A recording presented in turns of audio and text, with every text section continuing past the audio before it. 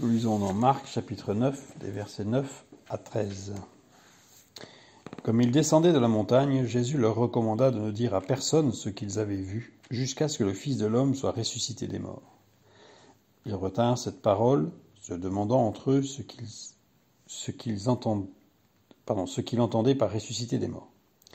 Les disciples lui posèrent cette question. « Pourquoi les scribes disent-ils qu'il faut qu'Élie vienne premièrement ?» Il leur répondit, « Élie viendra premièrement et rétablira toutes choses. Et pourquoi est-il écrit du Fils de l'homme qu'il doit souffrir beaucoup et être méprisé? Mais je vous dis qu'Élie est venu et qu'ils l'ont traité comme ils ont voulu, selon qu'il est écrit de lui. » Ce texte est très curieux parce qu'il semble complètement décousu. Ils viennent de voir la transfiguration. Ils se posent des questions sur ce que ça veut dire que ressusciter, puis ils posent une autre question sur Élie qui doit venir premièrement, dans une prophétie de Malachie. Puis Jésus répond, mais il semble ne pas vraiment répondre, puisqu'il emboîte sur pourquoi est-il écrit du Fils de l'homme qu'il doit souffrir beaucoup et être méprisé, puis il revient sur Élie. C'est curieux. Alors, Jésus vient d'être transfiguré. On l'a vu la dernière fois. Il descend de la montagne et Jésus leur recommanda de ne dire à personne ce qu'ils avaient vu. Ce qu'ils avaient vu ici, si je prends le terme dans les dictionnaires bibliques, avec les numéros Strong, j'obtiens le verbe eido, voir orao et oida. C'est-à-dire qu'on ne sait pas trop ce qu'il faut faire avec ça. Ces trois verbes grecs sont liés à la perception visuelle, mais avec des significations et des usages vraiment distincts. Eido, le premier qui nous est donné, ne s'emploie qu'à l'aoriste, forme aoriste de orao, justement, le deuxième, et indique une action ponctuelle dans le passé qui, en elle-même, ne permet de rien savoir tout en décrivant un événement complet. C'est-à-dire c'est quand on voit quelque chose, il ne nous manque pas un morceau, on a tout vu, mais on ne peut pas en déduire grand-chose parce qu'il nous manque une sorte de clé de lecture. Le deuxième verbe, orao, indique l'acte de voir ou de regarder de manière continue ou habituelle. Donc là, ça ne pouvait pas s'appliquer aux disciples puisque la transfiguration, ce n'est pas franchement quelque chose d'habituel ou de continu. Et le troisième verbe, oida, bien que oida est une racine commune avec les verbes de perception visuelle, son sens principal est savoir connaître. Évidemment, on a compris, Jésus, comme il descendait de la montagne, il leur recommanda de ne dire à personne ce qu'ils avaient vu, eidon, c'est-à-dire eido à l'aoriste. Pourquoi? Parce qu'ils ont vu quelque chose, mais ils n'avaient pas les clés de compréhension. Ils n'avaient pas la clé de lecture pour connaître, pour comprendre. Et il fallait qu'ils attendent jusqu'à ce que le Fils de l'homme fût ressuscité des morts. Et c'est à la résurrection qu'ils auraient la clé de lecture de ce qui s'est passé. Donc nous-mêmes, nous verrons ça quand nous verrons la résurrection, et nous retrouverons la clé de lecture de pourquoi les disciples devaient attendre. Le verset 10. Ils retinrent cette parole, se demandant entre eux ce que c'est que ressusciter des morts.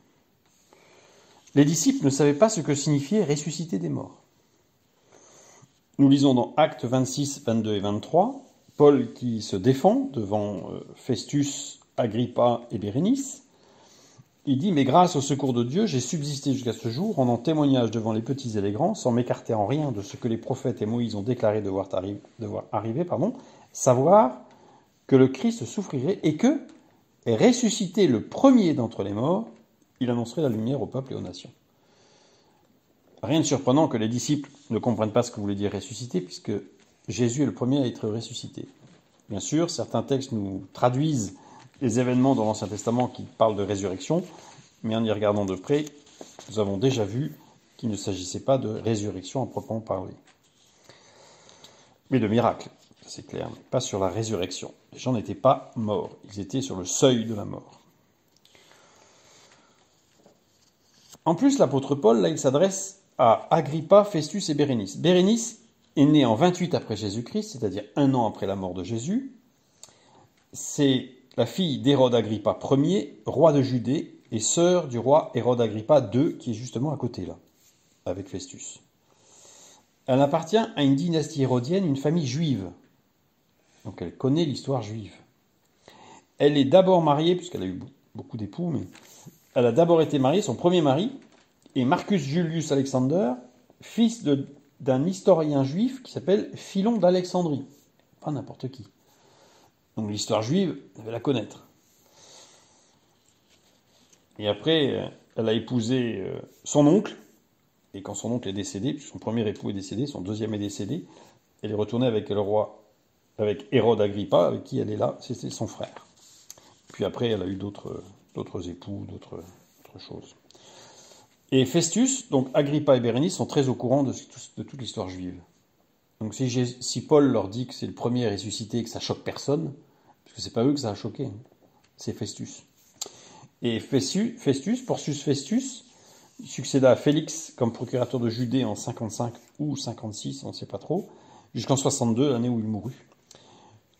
Le roi Agrippa, le frère de Bérénice, avait fait aménager dans le palais royal de Jérusalem une salle de festin dont les fenêtres regardaient les cours du temple, parce qu'il voulait surveiller ce qui se passait au sein même du temple.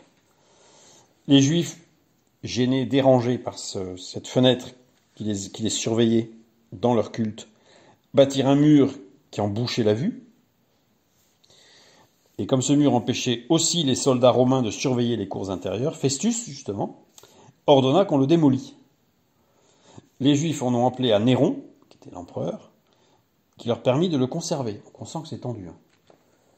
Et l'apôtre Paul, il vient là, en plein au milieu, et il va en appeler à Néron.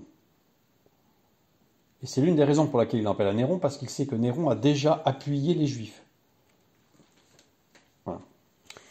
Donc c'est un contexte, mais tout ça pour montrer que, malgré tout, la résurrection, Agrippa et Bérénice, quand on dit que c'était le premier ressuscité, ça ne les a pas fait bouger.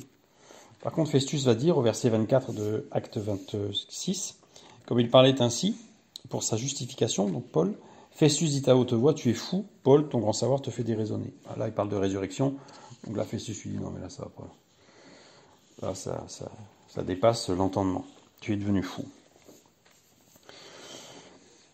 Ressuscité, ici, que Jésus emploie, enfin, que le Saint-Esprit inspire à Marc, ressuscité. Qu'est-ce que ça veut dire ressusciter des morts? Le terme ressuscité, anistémie, est utilisé chez les Grecs pour plusieurs choses. En philosophie, il est utilisé pour désigner une résurgence, un renouveau, un retour, un nouveau départ, une nouvelle vie, une vie transformée, qu'on pourrait presque appeler la conversion. En dehors du contexte philosophique, il peut être utilisé pour décrire une montée, un redressement ou un rétablissement en général. Par exemple, quelqu'un qui était très malade, l'article de la mort, on peut employer ce verbe pour dire qu'il s'est relevé. Il n'y a quasiment que dans le christianisme qu'on lui donne systématiquement le sens de résurrection. Donc anistémie, c'est quelque chose qui est assez mystérieux pour les disciples. Donc ils ne comprennent pas. Ils ne comprennent pas ce qui se passe. Parce que Jésus leur a dit jusqu'à ce que je ressuscite. Et qu'est-ce que ça veut dire? Ils ne comprennent pas. Alors les disciples posent une question. Suite à cette interrogation, ils ne comprennent pas. Les disciples lui firent cette question, pourquoi les scribes disent-ils qu'il faut qu'Élie vienne premièrement? En fait, les disciples posent une question indirecte pour avoir une réponse à leur première question, qui est en réalité la vraie question. C'est-à-dire que, puisqu'il est dit que Élie doit revenir, mais que Élie n'est plus là, donc c'est qu'il va revenir, peut-être que c'est ça la résurrection. Comme il n'est pas vraiment mort, Élie, puisqu'il a été enlevé, bref, il se pose la question. Mais il ne pose pas la question directement à Jésus. Et Jésus va répondre. Pardon. Et il leur répondit. C'est intéressant parce que le verbe répondre ici est la juxtaposition de deux verbes. Apokrinomai et du verbe épo. Apokrinomai veut dire donner une réponse à une question donnée. Et épo veut dire répondre. Mais pas forcément répondre à une question donnée. Répondre à un problème, répondre à une question sous-jacente, répondre. Apokrinomai, donner une réponse à une question donnée, est conjugal aoriste. Donc ça veut dire que cette réponse sera toujours vraie. Épo, lui, est conjugal aoriste second. Ça veut dire qu'il aura une portée éternelle. Donc il y a une double réponse en réalité dans ce que Jésus va dire. Une réponse toujours vraie à la question posée, verbalisée au sujet d'Élie, et une réponse à la question sous-jacente qui, elle, a une portée éternelle.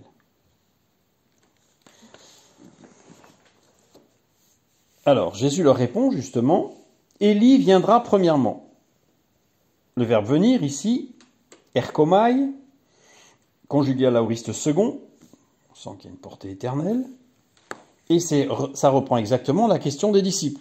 Il faut qu'Élie vienne premièrement, c'est le même verbe, la même conjugaison. Donc les disciples ont bien retenu la prophétie, il n'y a pas de problème, Jésus reprend, il n'y a aucun souci, bien intégré. Premièrement, le problème de premièrement, c'est que ça donne l'impression qu'il y a un temps, alors que c'est principalement en priorité, qu'il faut lire littéralement par rapport à protone. On peut dire aussi premièrement temporel, mais c'est avant tout, ça veut dire principalement en priorité numéro 1.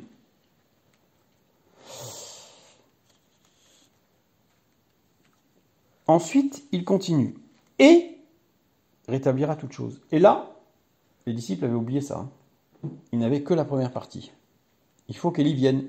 Mais non, mais c'est pas le sujet. Le sujet, c'est pas forcément principalement qu'il vienne. Il faut qu'il vienne, bien sûr, mais il va falloir qu'il rétablisse toute chose. Le verbe rétablir ici, c'est apokitistemi, qui est conjugué au présent. Donc là, c'est même pas une portée éternelle, en fait. Voilà. Et ce verbe veut dire remettre en l'état antérieur, rétablir quelqu'un dans ses foyers, dans ses fonctions. Nous savons que l'Élie qui devait venir, c'est Jean. Nous savons que Dieu a toujours envoyé des messagers et que les messagers ont toujours été là pour rétablir, pour remettre la loi au centre et surtout le plan messianique de Dieu, tous les prophètes. Mais Élie a été le dernier parce qu'après, il n'y a plus eu de prophètes qui ont prophétisé dans ce sens, puisque le plan de Dieu messianique est accompli. Après, il y a d'autres choses dans l'Église, mais avec l'Esprit. Donc Jésus, j'irais presque rétablit la vraie question et la vraie réponse, en disant qu'il faut que justement qu'il vienne, mais qu'il rétablisse toute chose. Et Jésus, là, on dirait qu'il change de sujet. Et pourquoi est-il écrit du Fils de l'homme qui doit souffrir beaucoup et être méprisé? Tout d'un coup, comme ça. Tout simplement parce que les disciples étaient fixés sur la première partie de la prophétie, mais pas sur la seconde. Je lis la prophétie, Malachie chapitre 4, verset 5. « Voici, je vous enverrai Élie le prophète, avant que le jour de l'Éternel arrive, ce jour grand et redoutable. » Ça, il l'avait oublié. Grand et redoutable. Grand gadovle, un grand jour. Avant qu'un grand jour n'arrive. Et redoutable ici, quel dommage d'avoir traduit par redoutable, puisqu'en hébreu c'est yaré, qui veut dire respecter, révérer. Quel jour grand et révéré. Ça dépasse l'ordre du physique, c'est de la révérence.